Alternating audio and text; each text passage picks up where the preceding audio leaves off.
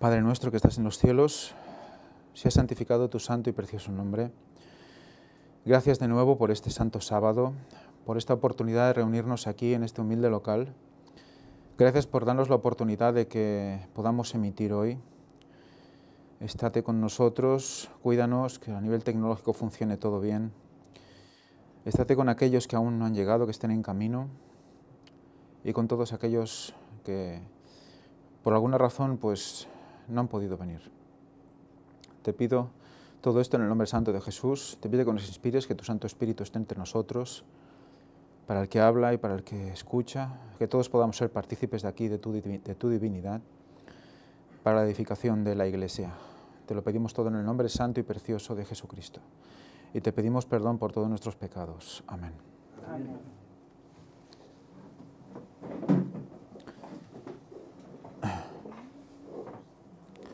La lección 6, la que vamos a hablar hoy, el ministerio de Pedro,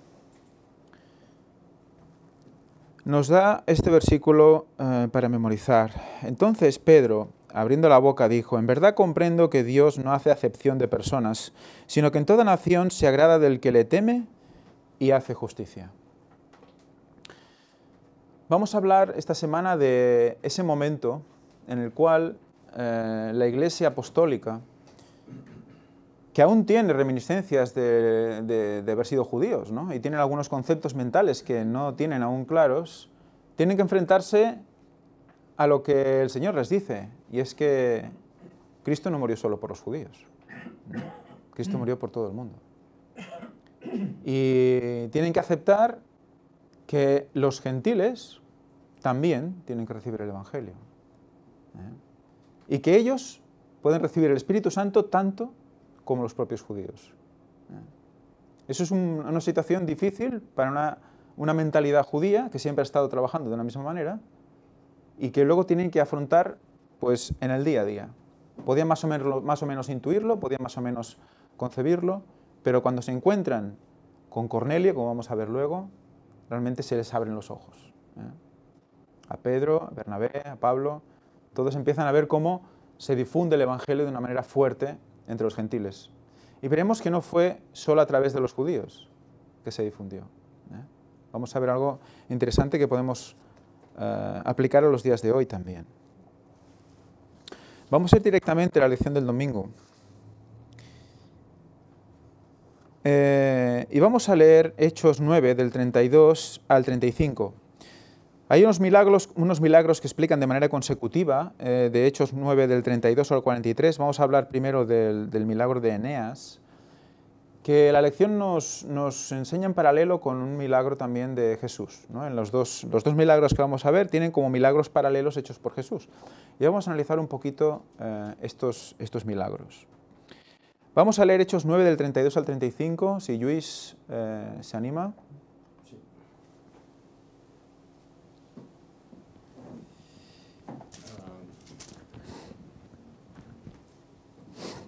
32 al 35. Curación de Eneas. Aconteció que Pedro, visitando a todos, vino también a los santos que habitaban en Lida, y halló allí a uno que se llamaba Eneas, que hacía 8 años que estaba en cama, pues era paralítico. Y le dijo Pedro: Eneas, Jesucristo te sana, levántate y haz tu cama. Y enseguida se levantó. Y le vieron todos los que habitaban en Lida y en Sarón, los cuales se convirtieron al Señor. Eneas, Jesucristo te sana.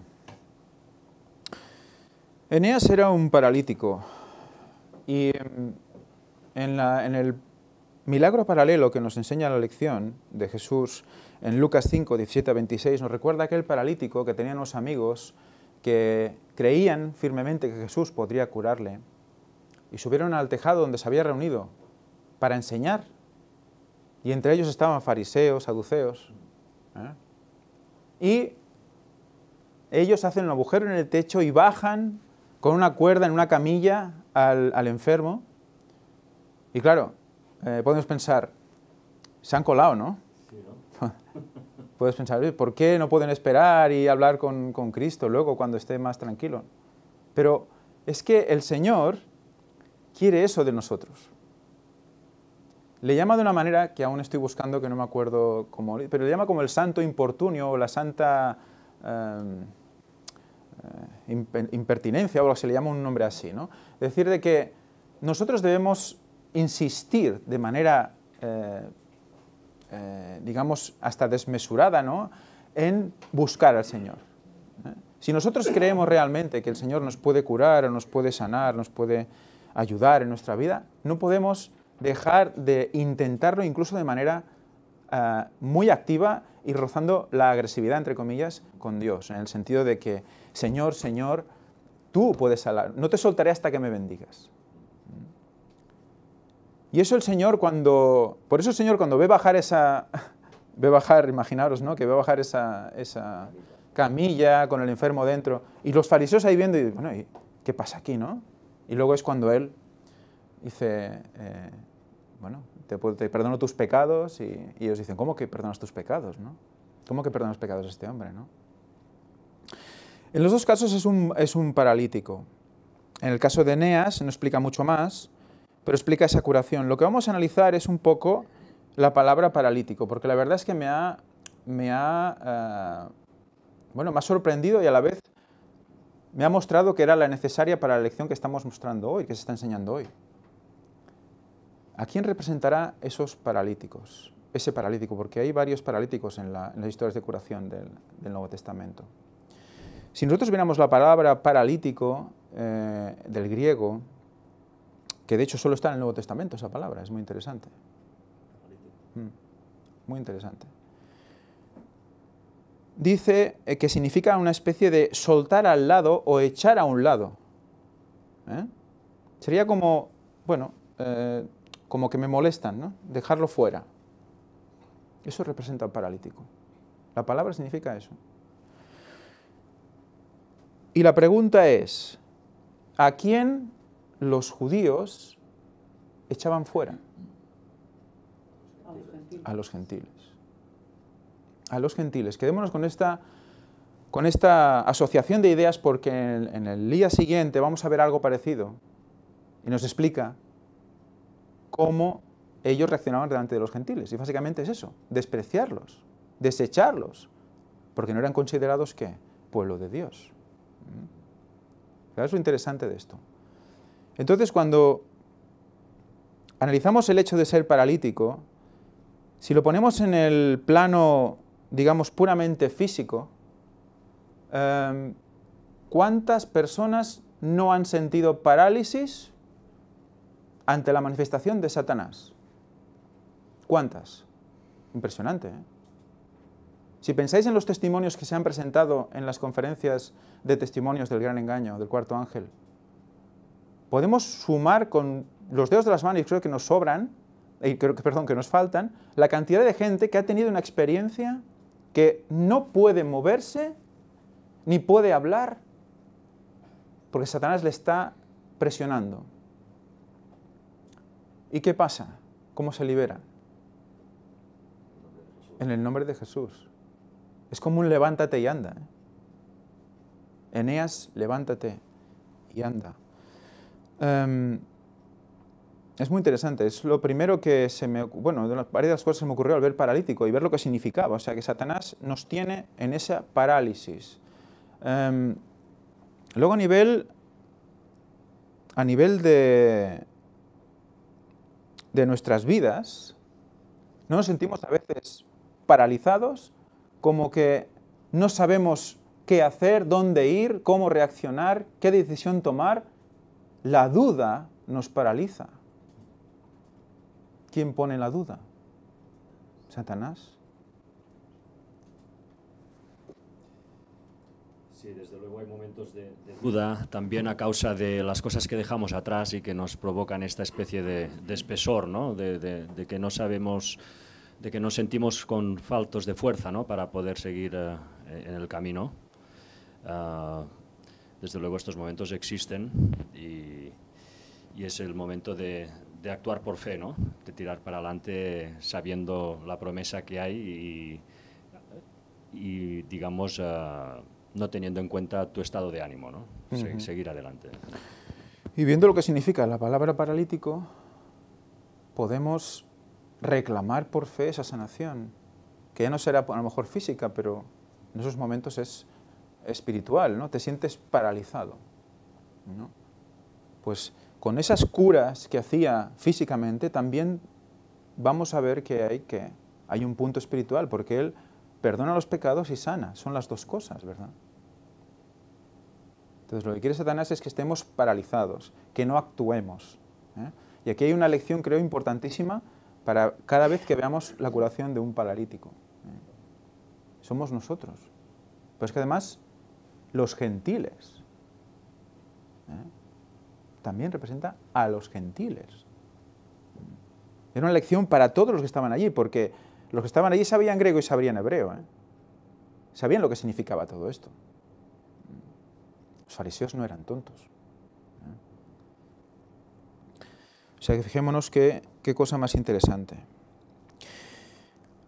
Eneas es una palabra que no tiene un significado concreto, pero si miramos en la Strong, su raíz se divide en hay como 5 palabras que contienen la misma raíz,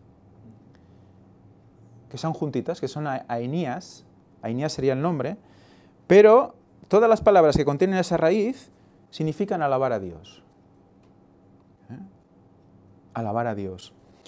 Y Sarón, que es uno de los lugares donde corrió la voz de todo lo que estaba haciendo aquí, que cita en el milagro de Eneas, es llanura, pero a la vez dice que puede proceder de ser recto, caminar rectamente, caminar derecho, ¿de acuerdo?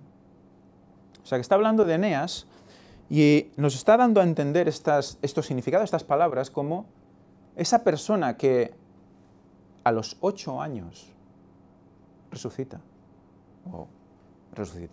espiritualmente, ¿no? Pero se cura. ¿Qué nos está mostrando ese 8 también? En la eternidad, ¿recordáis? El 8 significa la vida eterna, ¿eh? O sea que, ¿quiénes son los que optarán a la vida eterna? Los que alaben a Dios, como dice Eneas la palabra, y los que sean rectos, caminen rectamente, caminen derechos. Todas esas personas son las que resucitarán y disfrutarán de la eternidad.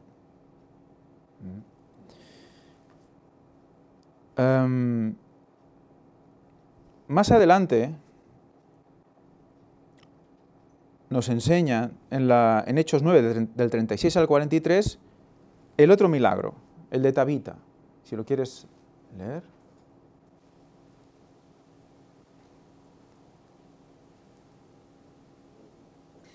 Bueno, Había perdona, entonces... te interrumpo. Antes de seguir, es que es muy interesante porque en la raíz Inías también es raíz de una palabra muy interesante que es ainigma, que es una de las 5 palabras que están en esta raíz. Fijaros que enigma, ¿qué es enigma? Es un enigma. Es un dicho oscuro, un algo que no se conoce exactamente, que está como escondido y hay que descubrir. O sea, hay que fijaros cómo esta persona que alaba a Dios, que es recta, está escudriñando y descubriendo enigmas. De hecho, es lo que nos toca hacer durante toda la vida, ¿eh? La nueva luz, ¿qué hace? Mostrarnos cosas que nunca os habéis imaginado que podíais conocer, ¿no? A Jeremías explica algo parecido, ¿no? Os mostraré cosas, ¿no?, que nunca habéis conocido, ¿no? O sea, que fijaros cómo es curioso que estas raíces nos enseñen tanto de Eneas, ¿eh?, sin explicar mucho más, ¿eh? ¿Por qué quedan registrados estos nombres? Porque dice que todo lo que hizo Cristo, dice que no habría libros en el mundo para registrar todo lo que Él hizo. En cambio, hay una serie de milagros que quedan expuestos en la palabra de Dios. ¿Para qué? Para decirnos algo, ¿no? O sea que creo que si miramos con detalle estos nombres, estas relaciones, por qué ponen los milagros consecutivos en este sentido, podemos ver muchas cosas y entender que todo está dirigido también a los que van a llegar al fin del tiempo, ¿no?, con estos números. Hay que escudriñar, ¿eh?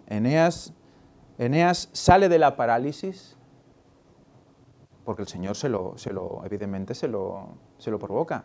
Pero Eneas, alabar a Dios, recto, caminar, escudriñar, o sea, hizo su parte, ¿no? Ese es el mensaje quizás que que nos está mostrando aquí este milagro, ¿no? Muy interesante. Tabita, leemos Tabita. Había entonces en Jope una discípula llamada Tabita, que interpretado quiere decir Dorcas. Esta era llena de buenas obras y de limosnas que hacía. Y aconteció en aquellos días que, enfermando, murió, la cual, después de lavada, la pusieron en un aposento alto. Y como Lida estaba cerca de Jope, los discípulos, oyendo que Pedro estaba allí, le enviaron 2 hombres rogándole que no se detuviese en venir a ellos. Pedro entonces, levantándose, fue con ellos, y cuando llegó, le llevaron al aposento alto. Y todas las viudas le rodearon llorando y mostrando las túnicas y los vestidos que Dorcas hacía cuando estaba con ellas. Entonces, sacando a todos, Pedro se puso de rodillas y oró. Y volviéndose al cuerpo dijo: Tabita, levántate. Y ella abrió sus ojos y viendo a Pedro se incorporó. Y él, dándole la mano, la levantó y llamando a los santos y a las viudas, la presentó viva. Esto fue notorio por toda Jope y muchos creyeron en el Señor.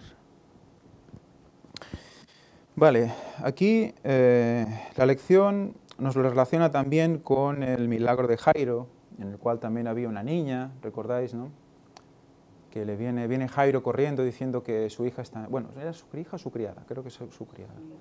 Su hija. Ah, su hija, sí. Que está enferma y que su hija única, 12 años. Y bueno, fue Jesús, ya llega cuando está muerta. Dice que todos salgan, menos... ¿Quién? Pedro, Jacobo, Juan, el padre, la madre, contamos a Jesús, y la niña, ¿no? 7, que resucita. La niña resucita. En el milagro de Tabita no tenemos esa numerología, pero si miramos los nombres, creo que vamos a quedarnos sorprendidos, porque nos va a llevar todo hacia una situación concreta. Dices, ¿por qué los nombres significan concretamente eso? Si vamos a Tabita, Tabita significa gacela, y si recordáis en algún texto bíblico la gacela, ¿a quién se relaciona la gacela? ¿Con qué se relaciona la gacela? Con ese esplendor, con esa turgencia, voluptuosidad, esa juventud, pero sobre todo a la mujer hermosa. Si miramos Tabita, significa gacela, hermosa, deseable, prominente, esplendorosa. Una mujer espectacular. Tal vez tiene la connotación de hinchar, pelear, hacerse turgente, o sea, crecer, pero además con dureza. Y pelear. ¿A quién representa la mujer? A la Iglesia. Fijaros, muy interesante, Esplendorosa, deseable, también sale, creo que brillante en el concepto. Si miramos Jope, que es donde ella estaba, Lope en griego, Jafo, porque viene de la palabra hebrea Jafo, significa ser brillante, hermoso. ¿Ves qué significa lo mismo? Pero en masculino. Brillante, hermoso, engalanarse, adornarse. Tenemos una gacela hermosa, tenemos una mujer hermosa. No, sí, habla. No, que si te fijas es la comparativa con Salomón y la Sulamita. Utilizan este mismo lenguaje, es lo mismo. Gacela ella y él también esplendoroso, etc. Sí, sí, bueno, en Cantares también. O sea, es la unión de Cristo una vez más con su pueblo. Exacto, entonces aquí tenemos un hombre engalanado. ¿Cuándo se engalana un hombre? Cuando va a su boda, ¿no? Es un novio. Y ella también, esplendorosa, novia, ¿de acuerdo? O sea que estamos viendo como esos dos nombres significan más o menos lo mismo, pero en géneros diferentes. Podría significar cualquier otra cosa, Jope, Hay muchos significados posibles, pero tenemos ese, ¿no?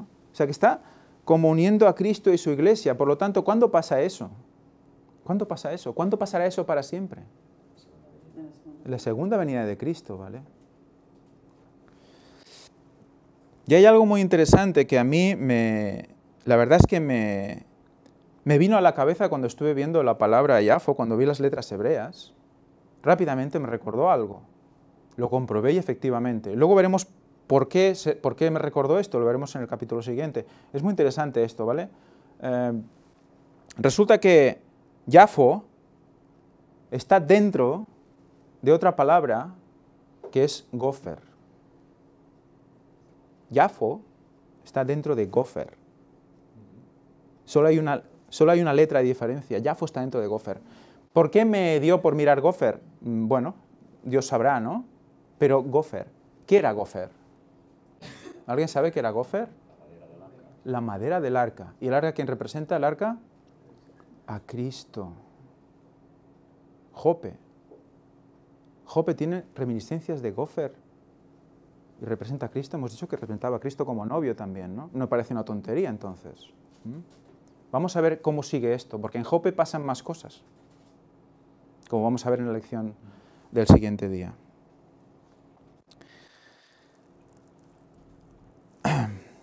Antes de pasar a la siguiente lección, al siguiente día, nos hace una reflexión la lección, que dice que muchas personas, la pregunta del final, muchas personas, aunque tuvieran milagros delante, pues no cambiarían, ¿no? Entonces, ¿en qué se debe basar nuestra fe?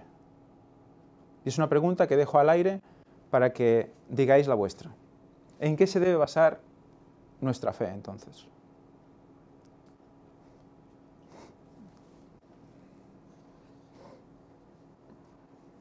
Bueno, en mi caso, en las evidencias.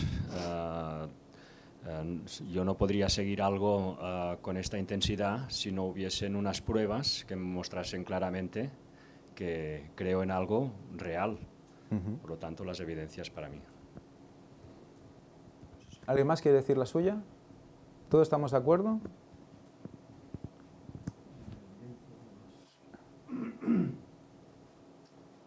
¿Qué puedo decir yo? Que no sé eso. Lo que tú creas.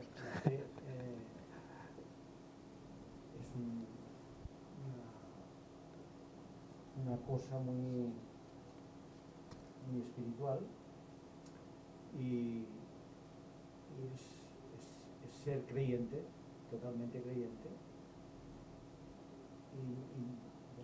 y actuar sobre lo real que Dios te propone, vaya. Exacto. Ser consecuente. O sea, que si tú crees algo, lo apliques a tu vida, lo aplicas por fe, ¿no? Hay evidencias y hay cosas de la Biblia que no están demostradas físicamente, con evidencias. ¿Verdad que hay cosas que no? Que hay cosas que creer porque hay otras que sí te las ha demostrado y entonces tienes que dar un paso de fe y creer el resto. La divinidad de tres, toda una serie de cosas que no puedes demostrar físicamente con el sentido de, mira, esto es así, porque para el hombre no está revelado. Entonces, son ambas cosas. Ha sido precioso porque son dos testimonios realmente que explican, se complementan para explicar lo que es esto. Las profecías cumplidas forman parte de los eventos que él hablaba. Las profecías cumplidas son las que nos dan la base también. Es una base realmente importante para que la fe empiece a emanar dentro de nosotros. Que es lo que curiosamente llega más y funciona mejor con gentiles, con los gentiles, que es de lo que estamos hablando en la lección de hoy. Pero recordemos también que a los judíos se les va a llegar a través de la profecía, que es algo que ellos deberían conocer también, ¿no? Y resulta que en lo que deben conocer no conocen. Ahora veremos parte de lo que él comenta, ¿no? O sea, estamos hablando de gentiles que reaccionan, pero luego estos gentiles, ¿qué hacen? ¿Se quedan solo hablando entre ellos con los que se han convertido? Vamos a ver. Es que ahí está, ahora lo veremos. Y está escrito, o sea, en los mismos apóstoles veremos cómo ellos, cuando huyen, hacen eso. Es impresionante cómo se cierra Sí, sí, todo es precioso, ¿eh? Y todo porque por amor a su pueblo. O sea, también no desestima a los judíos, no los abandona. Ellos le niegan, en general, cuando pasó con Cristo, pero esa expulsión, en parte por negar, en parte porque son perseguidos, hace que luego llegue a los gentiles y los gentiles tomen también su posición para llegar otra vez a los judíos. O sea que los que realmente siguen al Señor y quieren seguir al Señor van a ser salvos. Es igual donde estén, es igual si son judíos o gentiles donde estén. No hay acepción de personas, exacto. Vamos a seguir en Jope, con todo lo que Jope significa, hemos visto, ese gofer, ese Cristo, esa arca. ¿Arca? ¿Qué había en el arca? ¿Qué había en el arca? Va, seguidme, porque si no, decir algo. Sabéis lo que había en el arca, ¿no? 8 personas, animales a saco, ¿no? Muchos animales. Animales terrestres y voladores. Terrestres y voladores. Vale, pues seguimos. ¿Qué pasó en Jope? Se hospedó Simón Pedro, que Simón ya quiere decir oír inteligentemente. O sea que el nombre es importante. Se hospeda en casa de un tal Simón también. O sea que ahí hay algo que debemos escuchar inteligentemente. Curtidor. Así que es más importante escuchar inteligentemente que decir inteligentemente.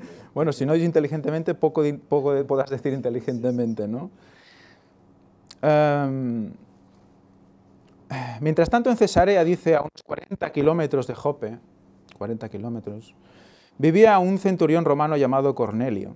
Él y su familia eran adoradores devotos de Dios, aunque todavía no se habían adherido formalmente al judaísmo, lo que significaba que Cornelio todavía era un gentil incircunciso. En una visión de Dios, se le indicó que enviara mensajeros a Jope para invitar a Pedro a hacerle una visita. Eso lo explica en Hechos 10, del 1 al 8. Luego lo explica, ¿no? Más adelante. Dice, estaba yo orando en ayuno antes de desayunar. Se levantó y oró. A la hora 9 estaba orando. Y tuvo esa visión, ¿no? Y 4 días después se encuentran con Pedro. Curioso que Cesarea está a 40 kilómetros de Jope y 4 días después se encuentran con Pedro. Ese 4 también es Cristo. O sea que fijémonos cómo está alrededor todo el rato de Cristo. ¿Y el arca? ¿Por qué digo lo del arca? ¿Qué pasó a la hora sexta, antes de que vinieran esas personas enviadas por Cornelio a buscar a Pedro? Pedro estaba ahí en la terraza con mucha hambre. Pedro estaba en la terraza de casa de Simón con hambre. Y de repente entra en un éxtasis. A la sexta hora entra en un éxtasis. Muy interesante. ¿Y qué ve? Un lienzo lleno de animales. Qué curioso, ¿no? Que en Jope, gofer, arca, llena de animales, resulta que se le presenta un lienzo lleno de animales. Que había animales impuros en ese lienzo. ¿En el arca había animales impuros? Sí. También, ¿verdad? Es que es muy interesante, porque el arca entonces, ¿qué está diciendo también? ¿A quién representa los animales impuros? Porque ¿no podía haber creado Dios solo animales puros?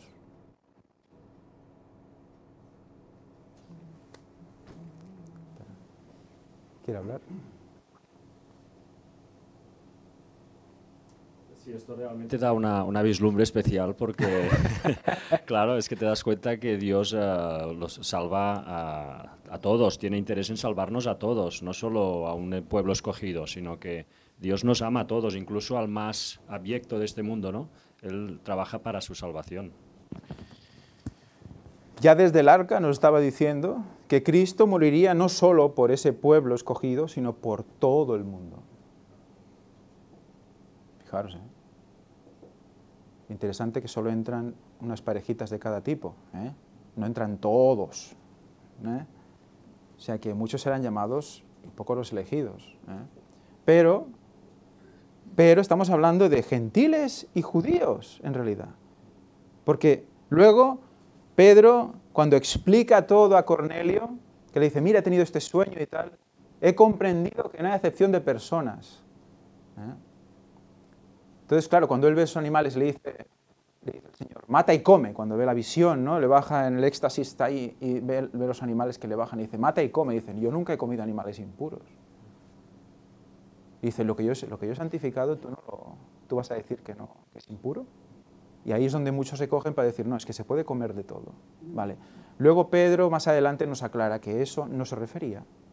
La misma Biblia se puede seguir leyendo y nos dice que no se refería a los animales, sino que eso era gente que eran gentiles, que no eran judíos, y que también teníamos que ir a hablar con ellos y decirles el Evangelio, ¿no? Y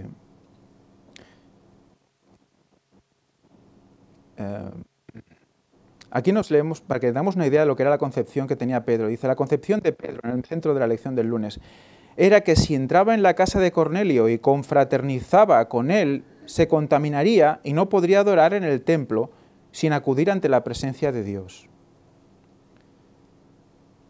Los judíos del siglo I de Judea y sus alrededores no se relacionaban con los gentiles incircuncisos. Aún había cierto miedo por decir, bueno, me voy a hacer impuro. Desde luego, esto te da una idea muy clara de hasta qué punto había llegado su egocentrismo como pueblo, ¿no? Es decir, cuando fueron levantados para ser luz para todas las naciones y cómo pudieron acabar en esa especie de supremacismo, ¿no? Dios debía de poner ejemplos duros para ellos para que pudiesen salir de eso, porque realmente estaban muy equivocados. Pero fijaros cómo, de la misma manera que Pablo cambia su vida cuando ve a Cristo, Pedro, cuando ve la visión, no se rebela contra esa visión. Con humildad dice, pues sí, hay que hablar, ¿no? Hay que llegar a los demás, ¿no? Y cuando se le aclara de verdad a Pedro, porque él iba por fe, ¿no? Y voy a predicar por fe, ¿no? Pero cuando se le muestra a Pedro realmente qué es lo que le pasa a Pedro con Cornelio, que está toda la familia reunida y Pedro les explica todo lo que ha pasado y les habla de Jesucristo, de la resurrección y todo, y ellos están ahí como henchidos ya. ¿Qué pasa en ese momento? ¿Qué tienen el Espíritu Santo? Se derrama. Él dice, vi cómo se derramó el Espíritu Santo sobre ellos, como nosotros al principio, dice. Ahí Pedro se le abren los ojos, ¿no? Dice, y empiezan a hablar en lenguas, como nosotros al principio. Claro, el Señor, ¿por qué permite eso? Es otro Pentecostés. El Pentecostés de los gentiles. Veremos cuando hablemos del trigo. ¿Por qué? 2 Pentecostés. Es muy interesante. Vamos a leer, bueno, leemos un momento lo que dice que pensaban ellos de los gentiles para que entendamos lo del paralítico de antes, ¿no? Debido a la circuncisión, a que la circuncisión era la señal del pacto abrahámico, o sea, de los hijos de Abraham, los gentiles no circuncidados eran segregados y tratados con desprecio, ¿no? Echados a un lado, paralíticos. Pensemos que también pensaban los judíos que los enfermos eran porque habían hecho algo. O sea que ya el pecado con ellos, ¿no? Fijaroslo, hasta qué punto llegaba la cosa, ¿no? Pero, si leemos Efesios 2, del 11 al 19, me encanta, porque aquí lo explica perfecto. Cuando murió Cristo, ¿qué pasó con todo esto? Ángel Padre, ¿quieres leer? Efesios 2, del 11 al 19.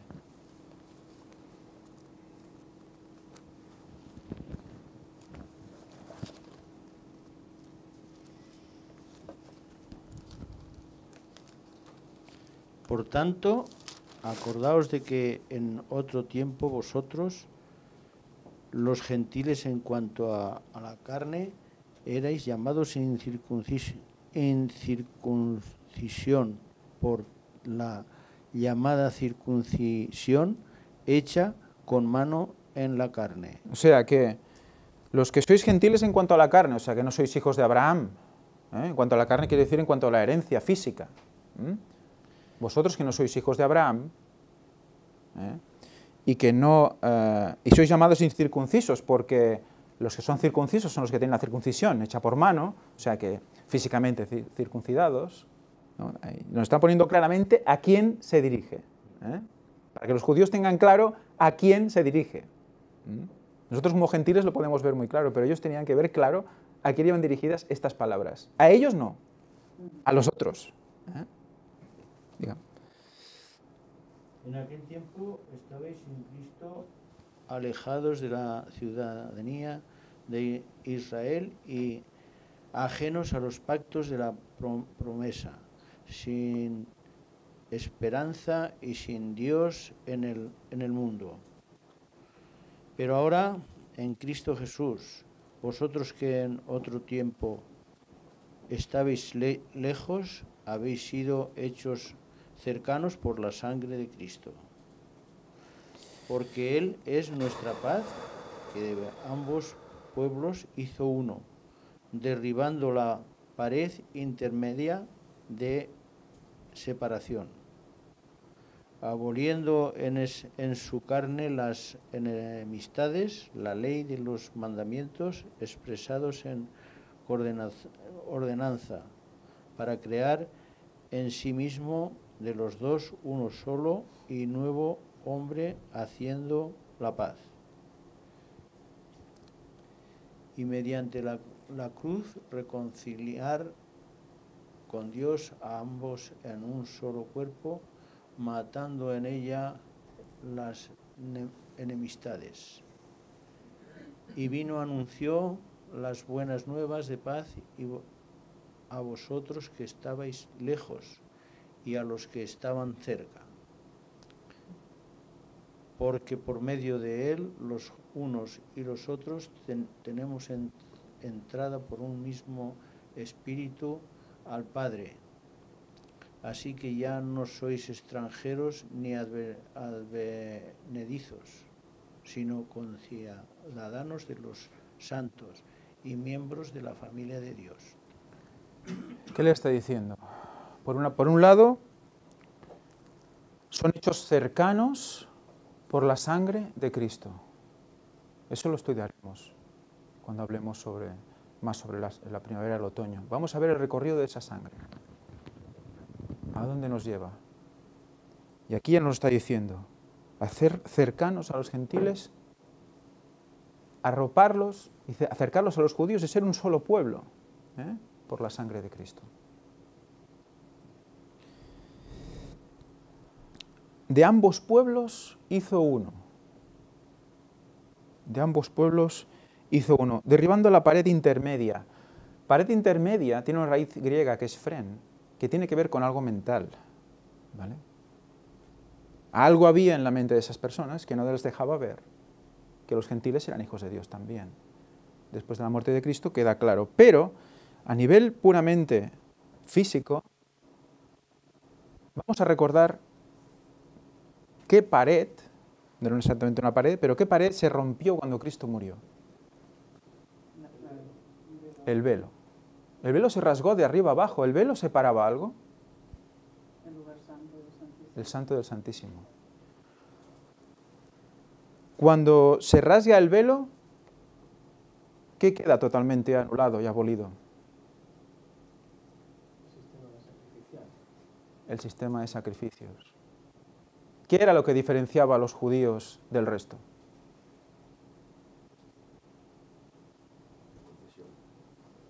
Y el sistema de sacrificios. O sea, todo lo que hacían era de oración a Dios, tenía toda una serie de maneras de sacrificar, con sus fiestas, con sus maneras de degollar, de quitar la sangre, todo lo que había, todos los días de purificación, todo, absolutamente todo tenía un sentido que apuntaba ¿a quién? A Cristo. A la vez era como un cerco que los tenía ahí, ¿no? ¿Y ellos qué hicieron de ese cerco, de esa pared? Se ensalzaron con esos sacrificios, lo convirtieron en una barrera En vez de ser una manera de explicar a los demás, mira, estoy haciendo esto porque espero al Mesías, y cuando venga a reconocerlo, no. Se convirtió en una barrera, en una pared, con respecto de los gentiles. Cuando vino Jesús, destruyó esta pared. Se cargó los sacrificios porque Él estaba representado ahí. Fijaros lo interesante también de esto. El sacrificio era una pared. ¿Quién se empeñaba en mantener esa pared levantada? Los fariseos, ¿no? ¿Quién se empeña aún hoy en día en mantener la pared levantada? Los judíos. Y aún la quieren levantar otra vez, físicamente, el velo volver a ponerlo en su sitio con el tercer templo. No quieren unidad, aunque eso es lo que venden con el tercer templo. Es muy interesante este concepto, porque fue rasgada esa pared intermedia. Sí, esto ha sido un continuo en la historia, ¿no? Cada vez que ha habido una verdad presente que se ha presentado, ha habido una mayoría que ha tenido reticencias a soltar todo ese formalismo que les daba esa identidad, ¿no? Y entonces esas verdades profundas nuevas que se presentaban y que conminaban a las personas a hacer un salto espiritual, ¿no? Pues la mayoría no podía, porque estaban aferrados todavía a lo material, ¿no? Que es el gran problema que tenemos como humanos, ¿no? Nos aferramos a las cosas materiales y no a lo espiritual. Exacto, o sea, la verdad es muy interesante porque es un concepto de la verdad también, la verdad presente, la verdad nueva luz, la nueva luz también. Tú te aferras a unas cosas que conoces y eso genera un espacio de seguridad. Si ese espacio de seguridad no es una pared permeable, si tú no estás en condiciones, si no estás atento y velando, cuando llega nueva luz, ¿qué hace esa luz cuando llega a la pared? Rebota. Y entonces se convierte otra vez en un muro infranqueable. Estamos volviendo a hacer lo mismo que los judíos. Si no rompemos esa pared, no vamos a poder seguir adelante. Tenemos que aceptar la nueva luz para que no nos pase como a ellos. ¿Qué puede pasar con la institución? ¿O qué está pasando con la institución? ¿No? O las instituciones, no solo las adventistas, ¿no? Cualquiera. Se cierra en una serie de conceptos. Entonces, no podemos aceptar nuevas cosas. Como un templo, esos conceptos. Exacto.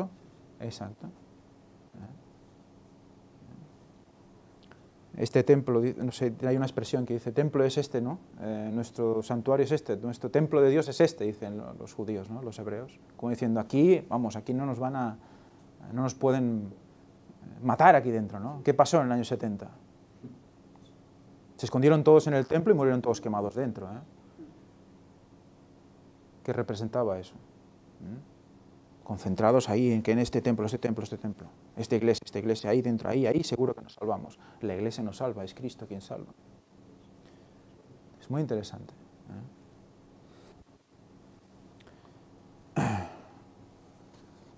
Bueno, la lección del martes nos habla del Pentecostés para los gentiles, cómo reaccionaron ellos, ¿no? Lo interesante también de aquí es que cuando la lección del miércoles,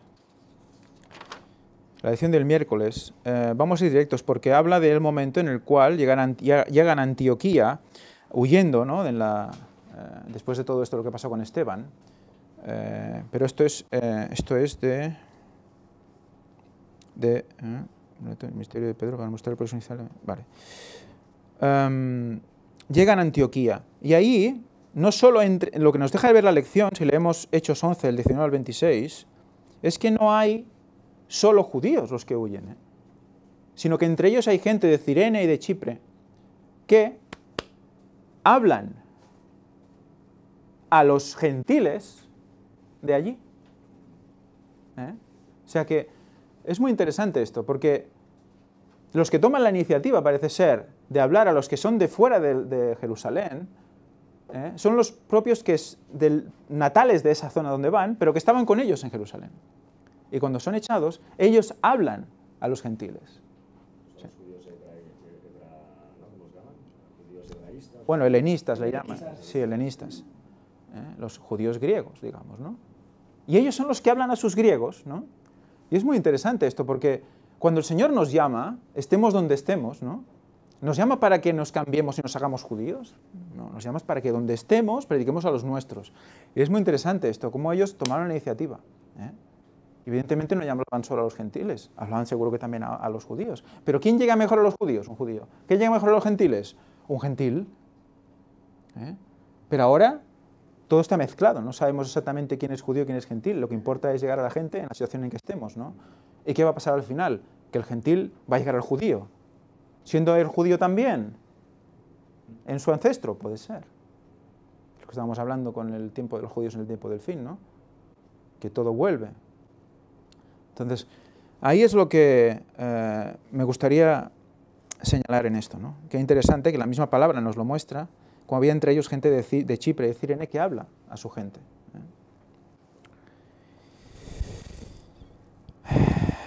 Y bueno, y nos recuerda la lección Hechos 1:8, en cómo esto que había dicho Jesús, Hechos 1:8, si lo leemos, Josep lee Hechos 1:8.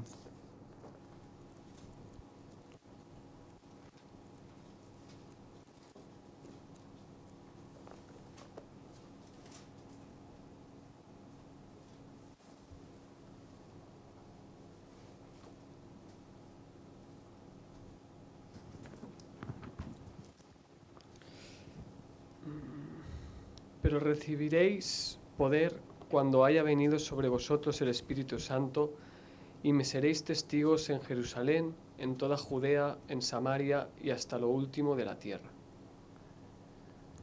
Se estaba empezando a cumplir lo que Jesús había predicho de ellos. Cuando recibieran el Espíritu, que empezarían a hablar en todos los lugares. Pero fijaros, muy interesante, porque podía haber citado muchas ciudades. Podía haber citado muchas ciudades. Cita Jerusalén, Jerusalén,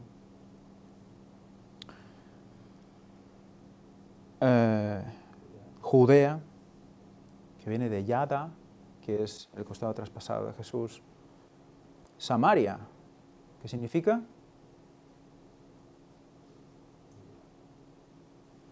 Hemos hecho muchas veces ya. Samaria, atalaya. Atalaya. O sea, que está hablando del pueblo de Dios, de su llaga, de Cristo, y atalaya. ¿Tiene algo que ver todo esto? Los que no estemos en su llaga, los que no hayamos nacido en su sangre, no podemos ser sus atalayas. ¿Atalaya qué es? Vigía, el que está en la muralla y no descansa porque siempre está vigilando, ¿no? Y hasta lo último de la tierra. Puede haber citado más ciudades, pero la cuarta no es una ciudad, es hasta lo último de la tierra. ¿Qué ángel va a llevar el mensaje hasta lo último de la tierra? El cuarto ángel, que es la suma o la enfatización de los otros tres: Jerusalén, Yada, Judea y Atalaya. Si no somos eso, no llegaremos a todo el mundo. Y 4 es Cristo.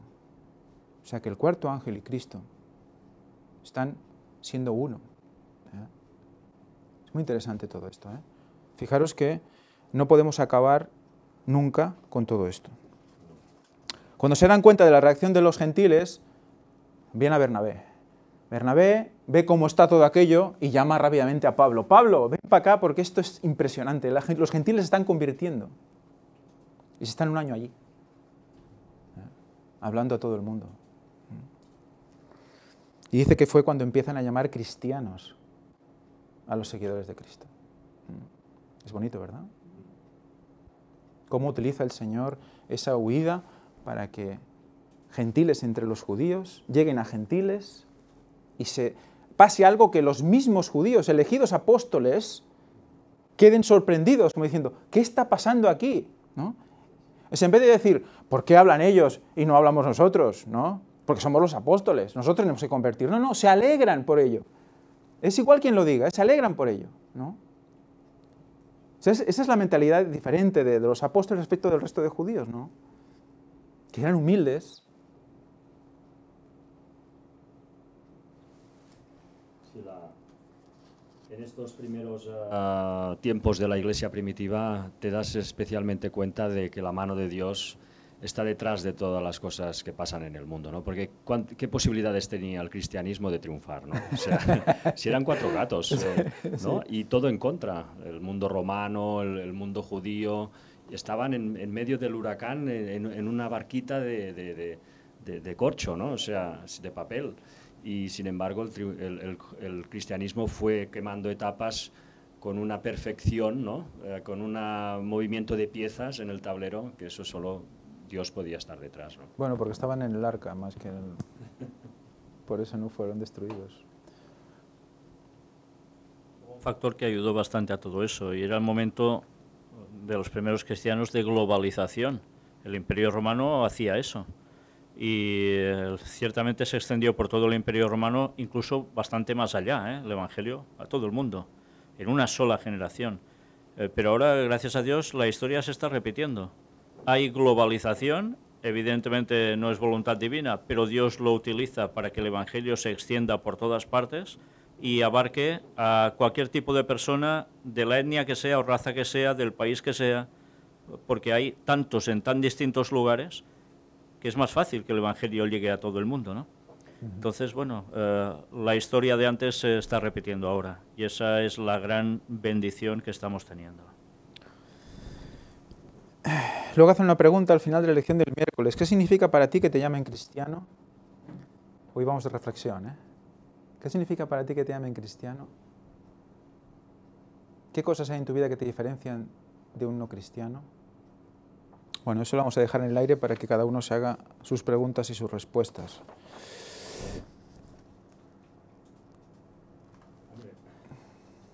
Desde luego, hoy cuando te llaman cristiano, al menos en nuestro entorno, lo llaman desde una especie de, ¿cómo te diría?, de desconocimiento total de lo que significa ser cristiano. Para ellos es una cosa oscura y una cosa del pasado que Católica, ya no tendría que estar. Sobre todo católica. Y también. Aquí, si eres cristiano, eres católico. Sí, sí. Pero yo diría que...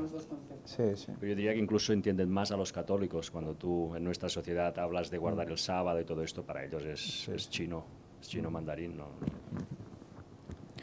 Pero es un gran orgullo ser cristiano, ¿eh? Sí, desde luego, desde luego. Habla también aquí de la ejecución de Jacobo, el hermano de Juan, hijo de Zebedeo. Herodes, para agradar a los fariseos, pues la emprende contra los apóstoles. Y bueno, hace preso a Pedro y a Jacobo lo eliminan. De un golpe de espada. De espadazo, pues muere. Habla de la experiencia de Pedro, que por segunda vez es encarcelado. Herodes sabía algo de la primera vez porque pone 4... Bueno, le llena de guardias, o sea, 4 delante, 4 detrás, 2 cada lado de sus manos enganchados con grilletes, para que no vuelva a pasarlo. Y resulta que efectivamente pues el ángel viene, le deshace los grilletes, se levanta y dice: vístete, ponte las sandalias, que nos vamos.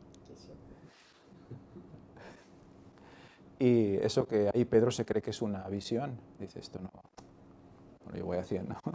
A ver, no sé exactamente qué se siente una visión, pero él no acaba de creerse que eso sea cierto, ¿no? Luego cuando están afuera le dice: bueno, tú mismo, ¿no? Ya te cruzan en la calle y ala, ¿no?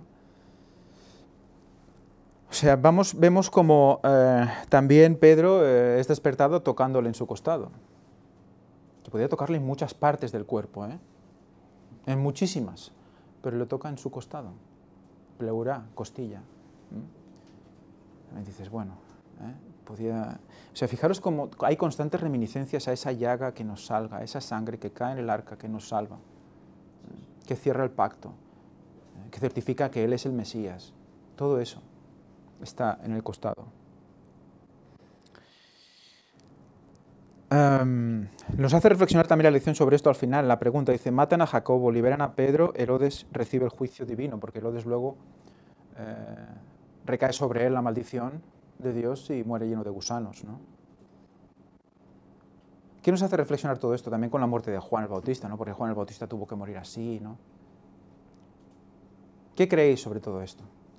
Porque Jacobo y Pedro, ¿Jacobo tenía menos influencia que Pedro ante Dios o cómo era eso? Estoy actuando como loco, como diría Pablo, ¿eh? Bueno, yo en primer lugar me encontré curioso que Jacobo, que era el hermano de Juan, Jacobo fuera el primero en morir y Juan el último, ¿no? Eso ya para empezar. Y luego, bueno, las cosas de Dios, evidentemente hay muertes que son necesarias, aunque sea duro decirlo así, para que más cosas sucedan, ¿no? Más cosas puedan suceder. Tanto muertes de personas que están poniendo en peligro los planes de Dios de una manera muy fuerte y que tienen que ser apartados del escenario, como personas que, siendo de Dios y sirviéndole plenamente, también deben de dar su sangre, digamos, para crear algo nuevo, ¿no? Mártires, ¿no? Mártires. Y en cambio Pedro aún tenía que hacer un trabajo ahí, por la situación que sea, por las condiciones de su carácter, etcétera, etcétera. Dios lo quería ahí. Y llega un momento que también, pues, claro, ya no puede seguir, ¿no? Pero tenemos que comprender que todo lo que el Señor hace tiene un sentido. Si no, vamos a caer en la depresión, en el agobio, y por qué él y yo no.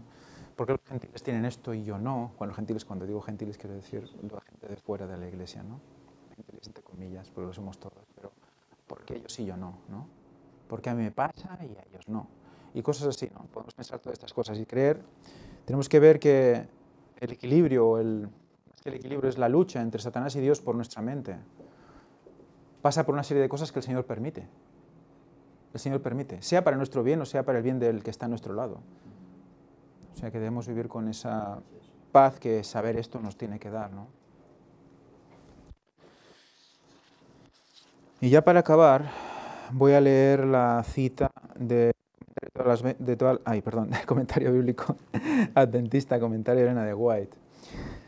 En el capítulo 10 de los Hechos tenemos otro ejemplo más de la ministración de los ángeles celestiales, que dio como resultado la conversión de Cornelio y de los suyos. Muy interesante la conversión de Cornelio, porque en Hechos de los Apóstoles de Elena White nos dice que está representando a esas personas que están en alto nivel y que van a tener que ser muy valientes, porque están vinculadas con el gobierno, con estas situaciones complicadas de pues pertenecer a un ejército, como es este caso, ¿no?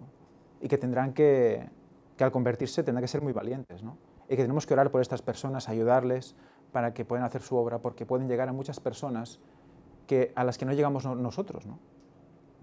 Gobernantes, príncipes, etcétera, ¿no? Dice Elena White. O sea, Cornelio fue el primer ejemplo, de los primeros ejemplos de gente influyente que podía llegar a otra gente, ¿no? Y habla que en el tiempo final estas personas también ayudarán al pueblo. O sea que tenemos que orar por ello también. Léanse estos capítulos del 8 al 10 y présteseles especial atención. Fijaros, En ellos vemos que el cielo está mucho más cerca del cristiano que se ocupa de la obra de salvar almas de lo que muchos suponen. ¿Queremos estar cerca del cielo? Ocupémonos de las obras de salvar almas. De salvar almas. Muchas veces pensamos, ¿cómo podemos estar más cerca de Dios? Ocupémonos en el trabajo de salvar almas. Satanás por eso nos quiere paralíticos. Si no actuamos de caras al Señor, pues vamos a ser paralíticos. Aunque estemos moviéndonos, seremos paralíticos espirituales.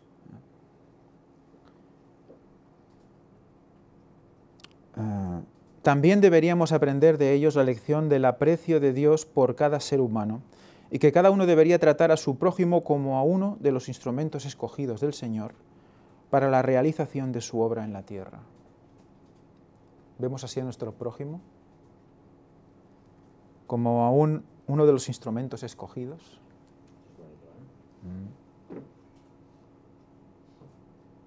En Cristo todos somos escogidos. En Cristo somos todos escogidos. pero sabemos que no todos van a estar en Cristo. Pero tenemos que verlos por fe como escogidos. Este es el gran trabajo del cristiano, que nos caiga el velo de la vista, que todo lo filtramos, ¿no? Según nuestra conveniencia, según nuestra... Y que se caiga este velo y podamos verlo todo con los ojos de Cristo, ¿no? Que Él no hacía ningún tipo de acepción de personas, ¿no? Si no hay rico ni pobre, no hay judío ni griego, no hay hombre ni mujer, todos somos uno en Cristo Jesús, ¿no? Señor nuestro. Ya para acabar, simplemente reflexionar sobre la pregunta que nos hace el viernes. Nos habla de la tensión étnica, que se supone que los cristianos no deberían albergar, ¿no? Y que pueden hacer acepción de personas simplemente porque seas de un tipo concreto, de una religión concreta, o de un país concreto, o de una parte de un país concreto, porque aquí, porque estamos en Cataluña y sabemos lo que hay, ¿no? Tenemos ese conflicto con el tema de la independencia y no independencia, y ha habido cristianos que se han manifestado muy groseramente contra nosotros solo por ser catalanes, ¿no? Luego también hay cosas contrarias, como que cuando se ha traducido el conflicto de los siglos al catalán, han eliminado el capítulo 13, creo que es, o 12, que habla de la Inquisición española. Entonces, tanto por un lado como por el otro, algo pasa que hay que dejarlo aparte, porque si Elena White lo puso, es por algo. No podemos estar en lo que de momento es España y no conocer lo que pasó. Entonces yo creo que es cerrar los ojos a gente solo porque son catalanes. Eso es una cosa muy extraña. Bueno, esto porque es lo que nos toca más de cerca. Seguro que hay otros temas en otros lugares que seguro que también tienen un ejemplo sobre esto. Pero debemos tomar ejemplo de cómo, con humildad, Pedro y los suyos reaccionaron. Era muy duro para un judío aceptar eso, muy duro. Pero reaccionaron, no se cerraron como los fariseos. También es muy duro para una persona adventista de 1000 años aceptar que venga alguien de fuera y tenga luz. Eso también pasa.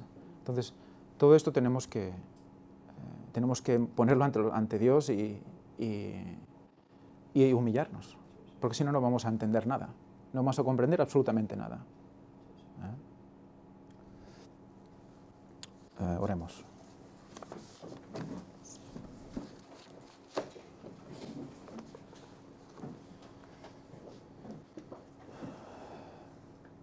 Padre nuestro que estás en los cielos, Señor, sea santificado tu santo y precioso nombre.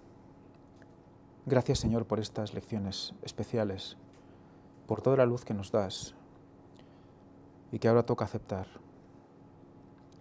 Ayúdanos a ver que el tiempo está cerca, que todo lo que nos quieres decir está escrito, solo hay que levantar capas para verlo. Ayúdanos a ser sinceros y acercarnos cada día más a ti, a orar y orar para tener más poder. Te lo pedimos todo en el nombre santo de Jesús y te pedimos perdón por todos nuestros pecados, Señor. Amén. Amén.